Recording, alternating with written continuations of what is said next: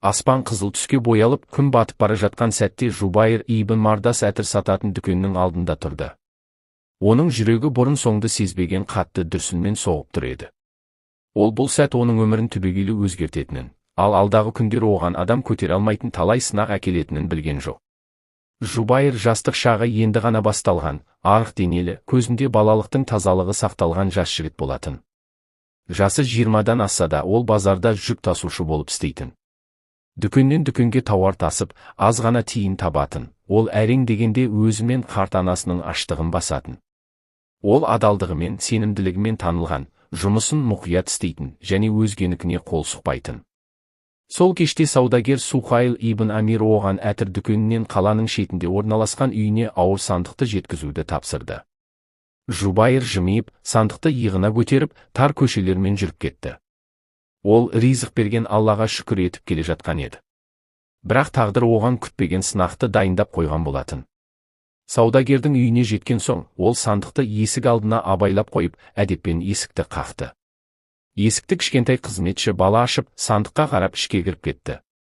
Бірнеше сәттен кейін ішінен денелі, маңдайы терге малынған, жүзінен күмән мен күдік байқалған саудагер Сухайл шықты. Ол сандықты ашып, ішін ақтара бастады. Бір сәттен кейін басын күрт көтеріп, Жубайырға ашуға толы көзбен қарады. «Қайда Сақина?» деді дөрекі дауыспен. Жубайыр абдырап қалды. «Қай Сақина, мырза? Ақмақ болып тұрма? Алтын Сақина осы сандықта еді. Қайда жасырдың?» Жубайырдың жүзі бозарып кетті. «Аллаға ант етемін, мен ешқандай Сақина көрген жоқпын. Сандықты сол күйі жеткіздім». Бірақ саудагер оны тыңдамады. Ол қатты айғайлап Жубайырды ұры деп айыптады. Көп ұзамай көршілер жиналып, қызықтап қарап тұрды. Кейбірі күбірлеп, бір-біріне сыбырласты.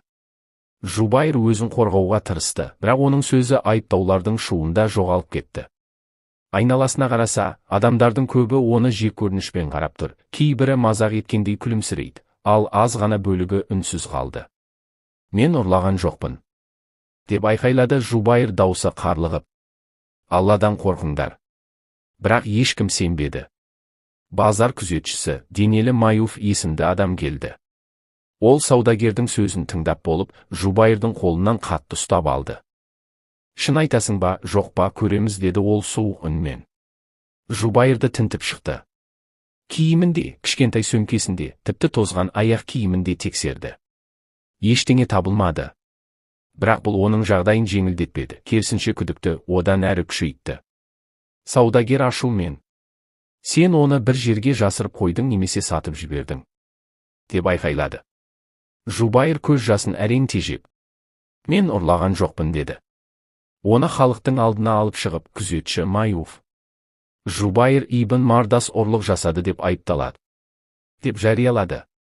Халық арасында өсек тез тарады.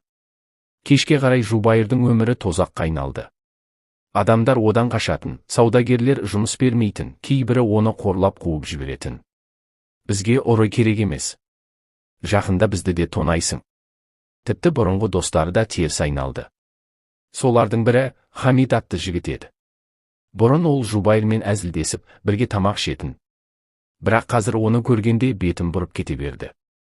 Күндер ауыр өтті. Аштық пен қорлық Жубайырды әлсіретті. Анасы да уайымнан ауырып қалды. Бір түнде ол кішкентай лашығының алдында аспанға қарап отырды. Жұлдыздар жарқырап тұр еді.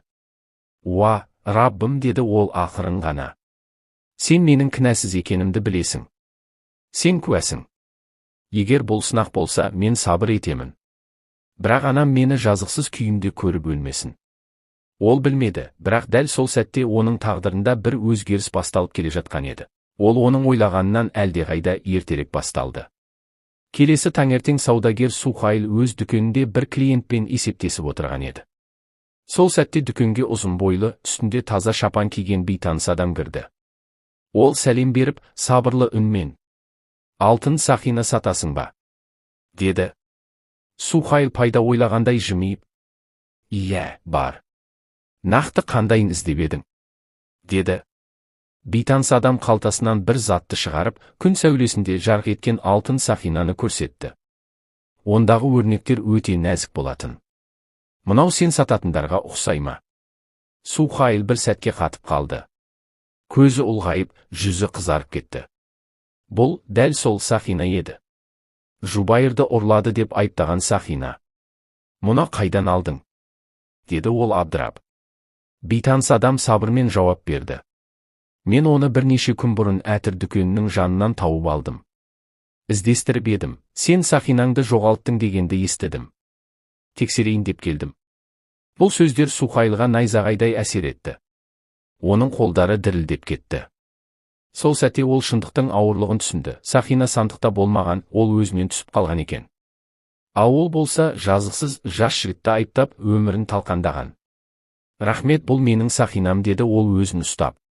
Бірақ бейтаныс адам орнынан қозғалмады. Бұл сен жүк тасушы Жубайырды айыптаған Сақина емес пе? Деді ол тік қарап. Сухайлдың тамағы құрғап кетті.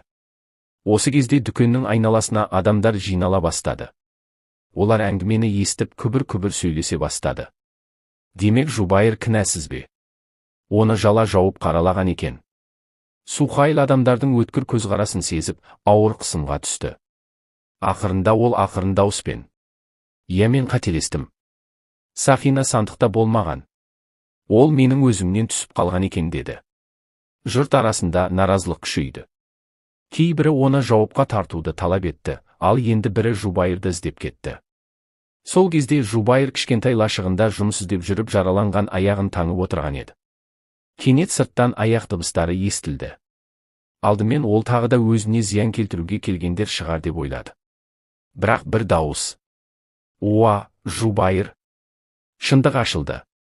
деп шақырды. Ол жүгіріп сыртқа шықты.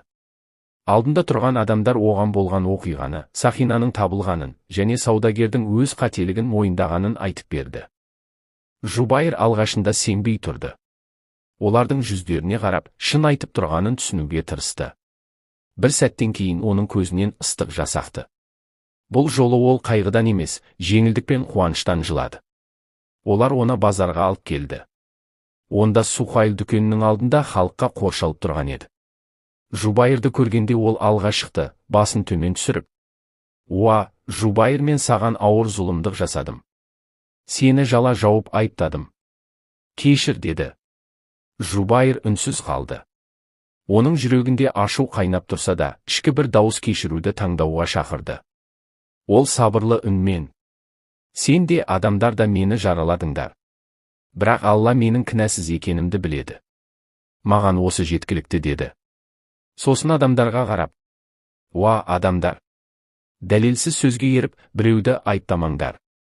Өсекке сеніп, адам абыройын төкпеңдер. Зұлымдық қиямет күні қараңғылық болады», деді.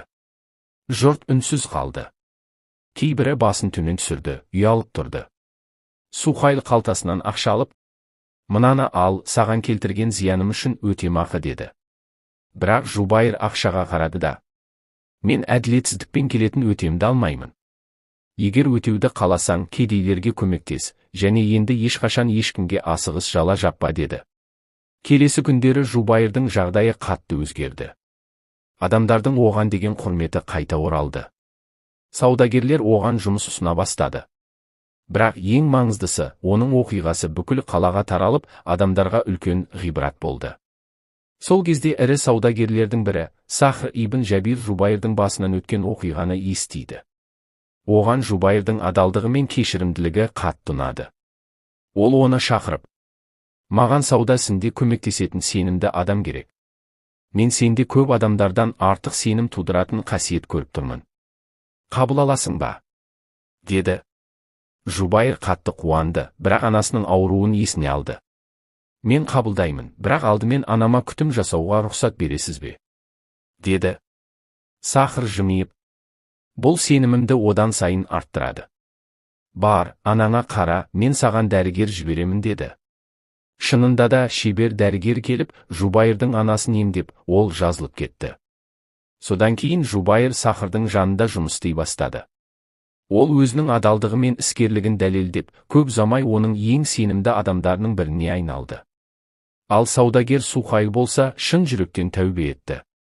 Ол адамдарды асығыс айыптамауға шақырып, кедейлерге көп садақа берді. Базарда Жубайырды көрген сайын оған құрметпен сәлем беріп, іштей дұға ететін болды. Адамдар Жубайыр туралы айтқанда, бұл зұлымдыққа сабыр етіп, мүмкіндігі бола тұра кешірген адам. Сондықтан Алла оны көтерді дейтін. Жылдар өтті. Жубайыр Алланың қалауымен адалдығының арқасында табысты саудагерге айналды. Ол үйленіп балалы болды, анасына кең үй сатып әперді. Бірақ ол сол ауыр күндерді ешқашан ұмытпады. Егер біреуге әділетсіз жала жабылып жатқанын көрсе, әрқашан оның жанынан табылып, қорғап жүретін болды. Балаларына адамдар туралы асығыс үкім шығармауды үйретті. Бір күні кешке балаларының бірі сұрады: «Әке, сізді зұлымдықпен айыптағандарға ашуландыңыз ба?» Жубайыр жымиып: «Иә, балам, қатты ашуландым. Бірақ мен Алланың бәрін көріп тұрғанын, зұлымдықтың жазасыз қалмайтынын есіме алдым. Егер мен кек алсам, өзімде әділетсіздікке ұшырар едім. Мен сабыр еттім, Алла маған қиындықтан кейін жеңілдік, қорлықтан кейін абырой берді» деді. Сосын ол балаларына қарап былай деді: «Естеріңде болсын, ешкімді зұлымдықпен қорламаңдар. Адамдар туралы естігеннің бәріне сене бермеңдер. Егер сендерге әділетсіздік жасалса, сабыр етіңдер. Өйткені Алла игі іс жасағандардың еңбегін жоймайды. Кешіру қадірлі адамдардың сипаты. Кешіріп түзету жасаған адамды Алла көтереді». Осылай Жубайыр өмірінің соңына дейін сыйлы, жақсы адам болып өмір сүрді. Оның оқиғасы ұрпақтан ұрпаққа жетіп, адамдарға сабақ болды. Зұлымдықтың соңы әрқашан жаман, ал сабыр мен кешірім Алланың разылығына және адамдардың сүйіспеншілігіне апаратын жол.